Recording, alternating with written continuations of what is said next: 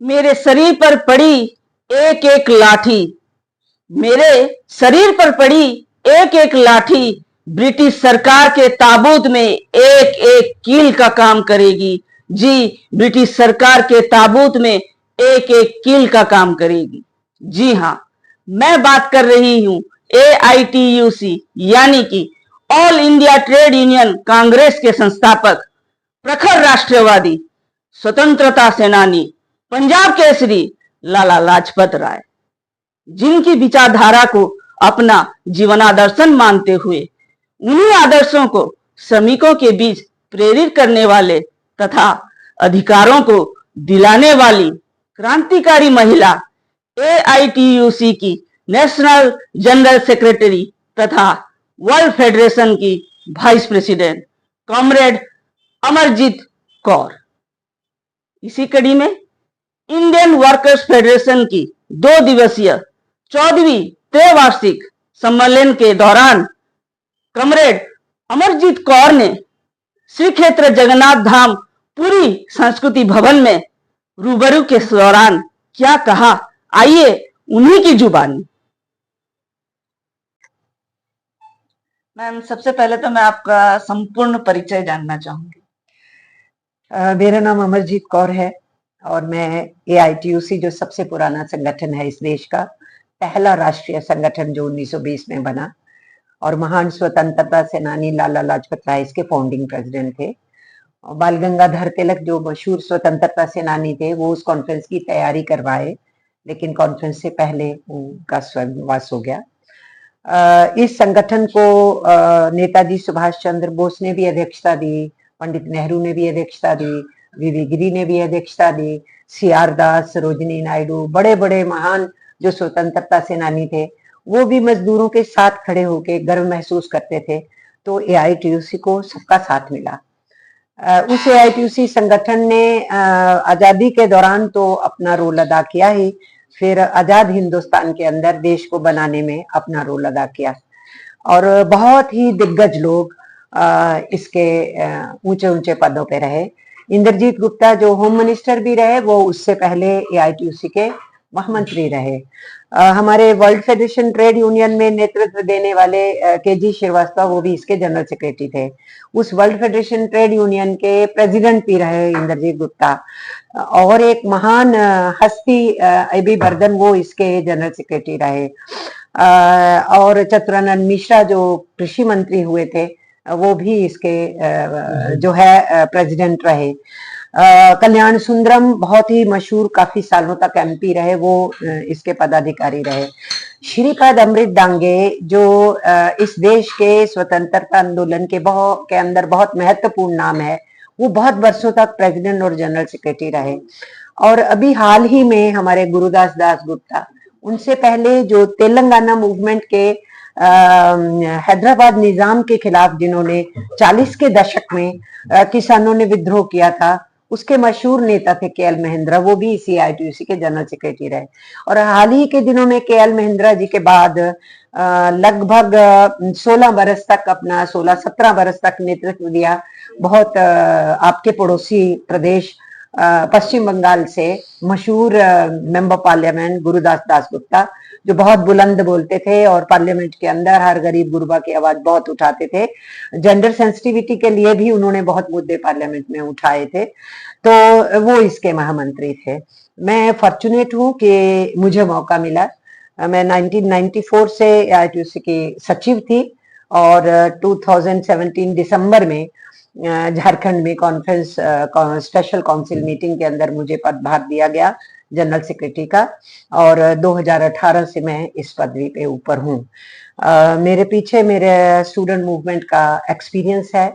मैं school time से ही student activism में आई थी, फिर यूनिवर्सिटी में मैं एक्टिविज्म में थी, अपने कॉलेज की स्टूडेंट यूनियन की प्रेसिडेंट थी, DUSU के अंदर मैं इलेक्टेड तौर पे काम की। उसके बाद में महिला आंदोलन में भी मेरा दखल रहा। तो ऑल इंडिया स्टूडेंट फेडरेशन में मैं देश की पदाधिकारी होने के साथ साथ बाद में राष्ट्रीय स्तर पे महामंत्री रही थी।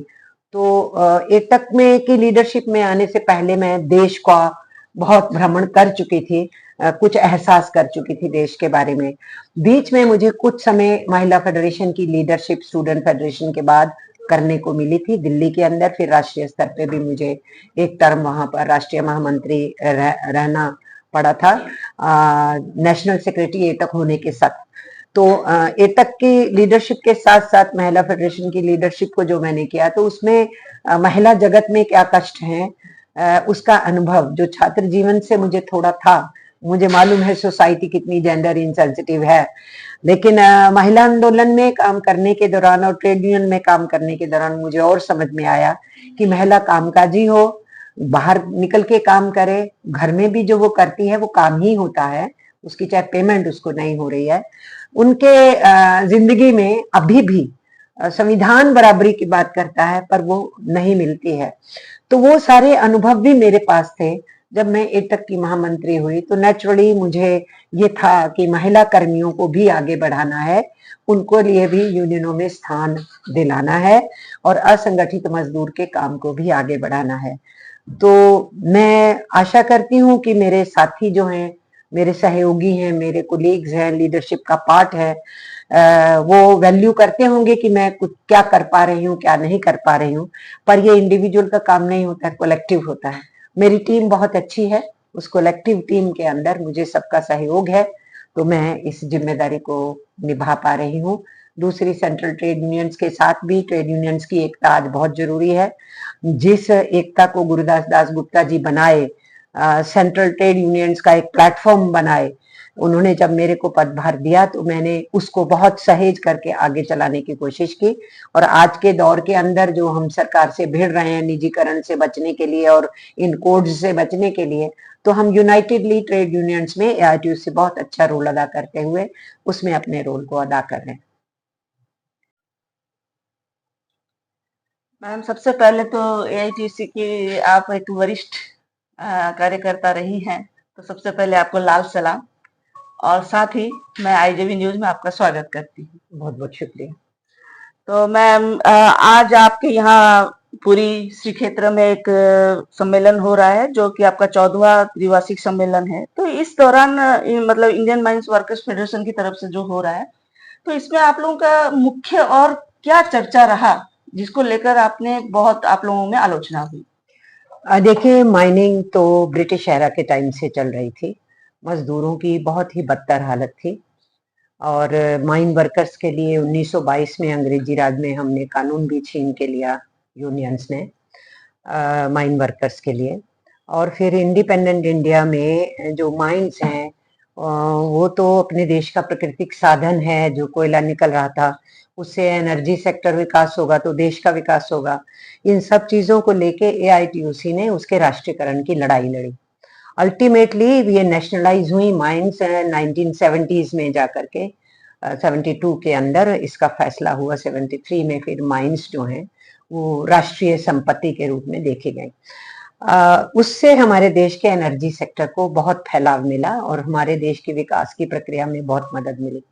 आज खतरा ये हो गया है कि जो हमने नेशनलाइजेशन कराया लड़ करके, जो देश के हित में था और आगे बढ़ रहा था, हमारे एनर्जी सेक्टर में सबसे ज्यादा बिजली का उत्पादन कोयले से होता है, उसके बाद ही बाकी आते हैं पानी के जरिए से जो होता है, थर्मल प्लांट्स के जरिए से, फिर विंड एनर्जी से बिजली का प्रोडक्शन होता है और एटॉमिक एनर्जी से तो हार्डली 1 पॉइंट समथिंग % है। तो मेजर यही है। तो उसके निजीकरण की बात हो रही है और बहुत सी कोल ब्लॉक्स जो हैं वो ऑक्शन कर दिए गए हैं। जो कह के ऑक्शन किए गए थे कि बहुत तेजी से वो प्रोडक्शन करेंगे, उनका प्रोडक्शन का लेवल बहुत कम है। तो माइन फेडरेशन का बहुत बड़े जो आज मांग उठी और डेलीगेट्स ने अपने अपने यहाँ से बातचीत रखी, तो उन्होंने इस निजीकरण का विरोध किया। दूसरा जिस बात के ऊपर डेलीगेट्स ने बहुत चर्चा की वो है जो लेबर कोड्स आए हैं, उसके जो रूल्स फ्रेम हुए हैं, उसका जो नोटिफिकेशन हुआ है। क्योंकि हम ये समझते हैं कि जनवाद की पहली सीढ़ी है कि अगर मजदूरों को यूनियन बनाने का हक है और आवाज उठाने का हक है तो वो समाज और वो देश जनवाद पे चल रहा है। आज ये लेबर कोड उसी हक के ऊपर हमला है। तो उसमें दिक्कत जो होने वाली है कि 8 घंटे का काम तो दुनिया के मजदूरों ने 1886 में लड़ाई शुरू किया, तो जो जाकर के हमें 1919 में इंडियन लेबर कॉन्फ्रेंस की पहली कन्वेंशन नंबर 1 के नाम पे मिला।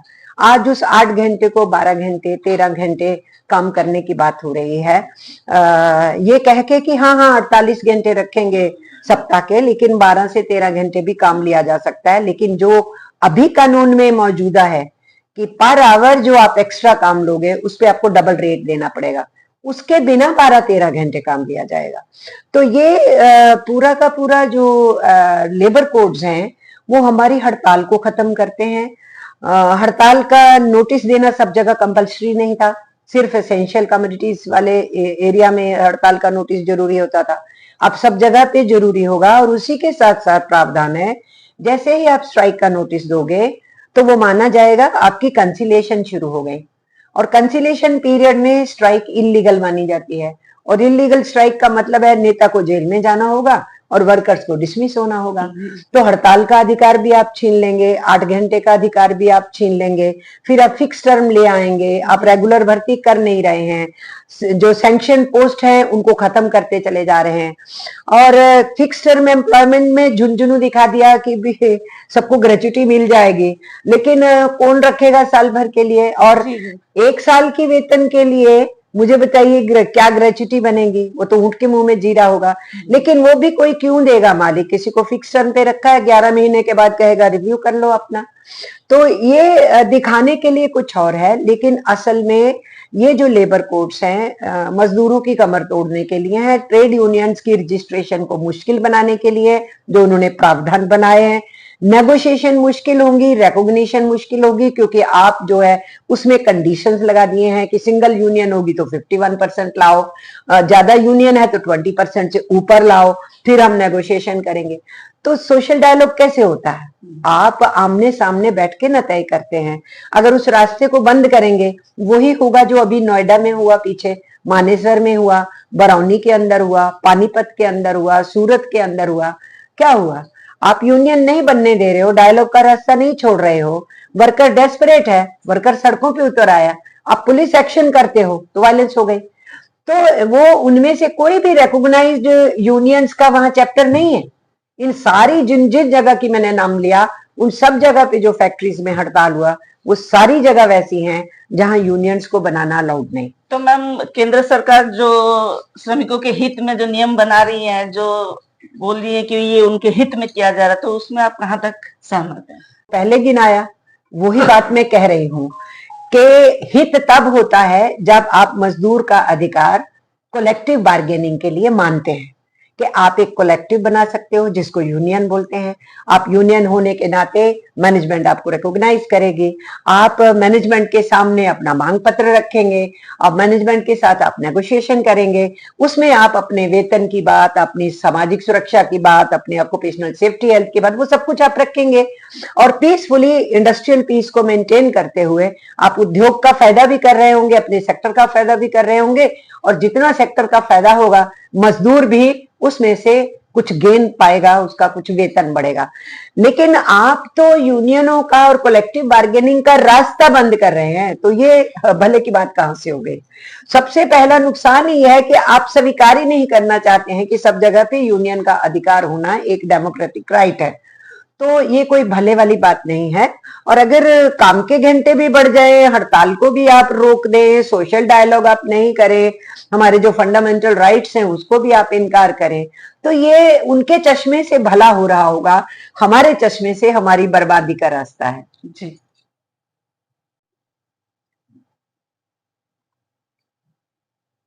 मैम एमसीएल के कुछ अधिकारी खदानों में काम करने वाले निजी कंपनियों के साथ मिलीभगत के चलते ठेका श्रमिकों के सुरक्षा के प्रति, मतलब कहा जाए तो उनकी सोशल सिक्योरिटी के बारे में ये कहा जाए या फाइनेंशियल सिक्योरिटी के बारे में अनदेखा किया जा रहा है, तो इस बारे में आप क्या कहेंगे? ये सच है, क्योंकि जो कानून बने हुए हैं जिसमें कॉन्ट्रैक्टर की जिम्मेदारियां बनती हैं प्राइवेट कंपनीज के अंदर अपने मजदूरों के प्रति, उनका पीएफ समय पे काटना, उनके लिए जो वेतन जो निर्धारित है उनको देना, उनकी सुरक्षा का ख्याल रखना, कुछ मिसहैप हो जाए तो उनको कंपनसेशन दिलाना, और अगर सदस्य मरता है तो उसके फैमिली मेंबर के लिए कुछ होना, ये सब कुछ प्रावधान कानून में है।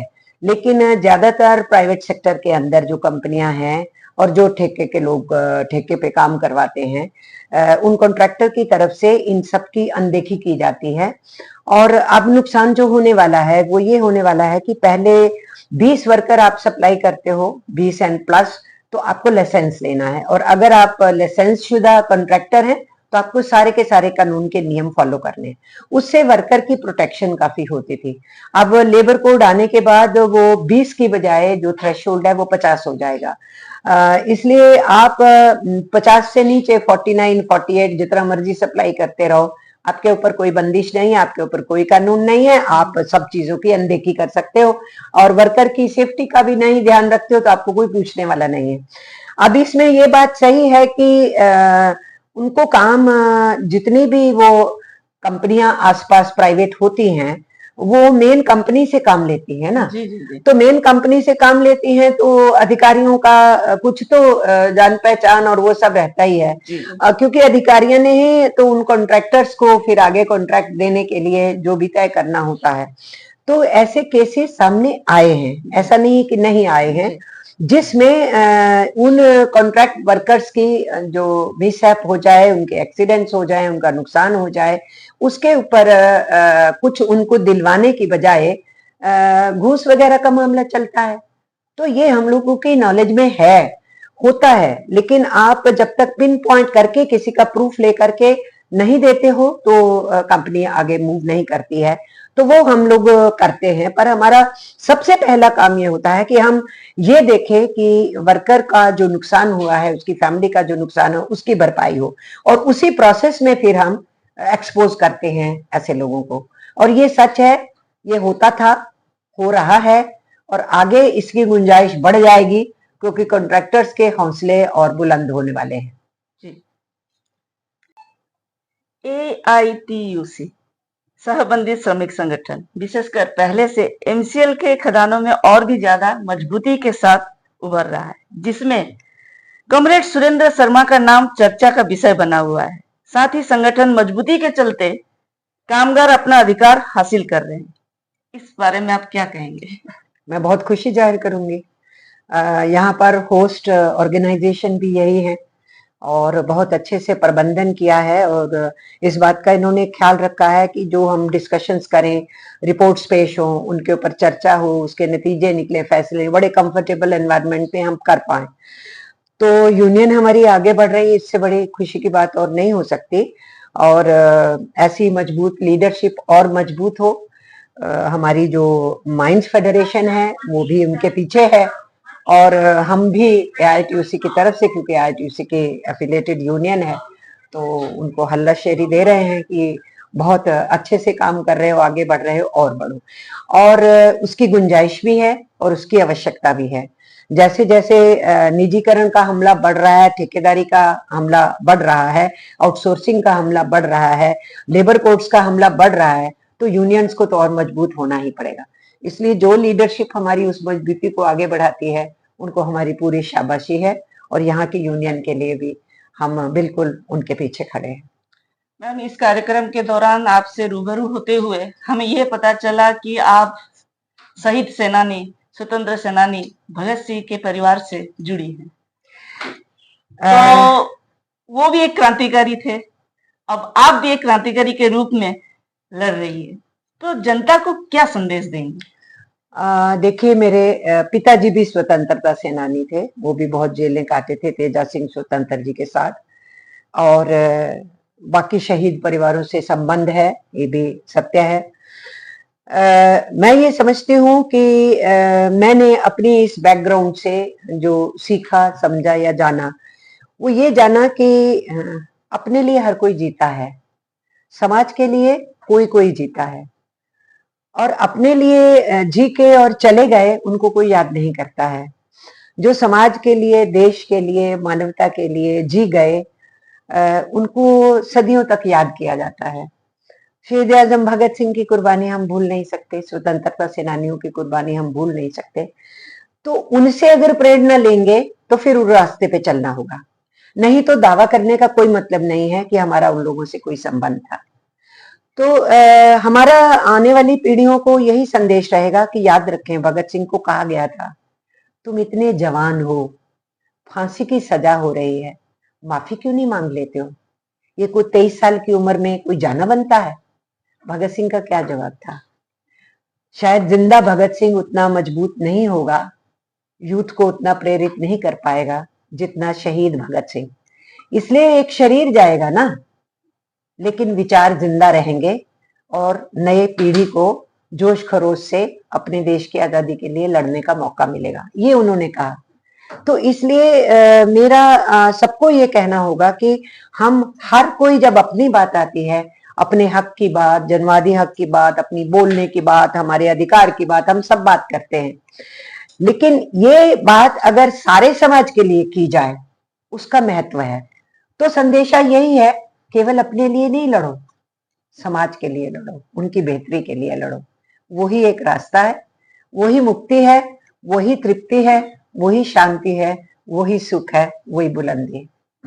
बहुत बहुत धन्यवाद मैम। श्री क्षेत्र जगन्नाथ धाम पुरी जिला संस्कृति भवन से मैं सुश्री पात्र, IJB न्यूज।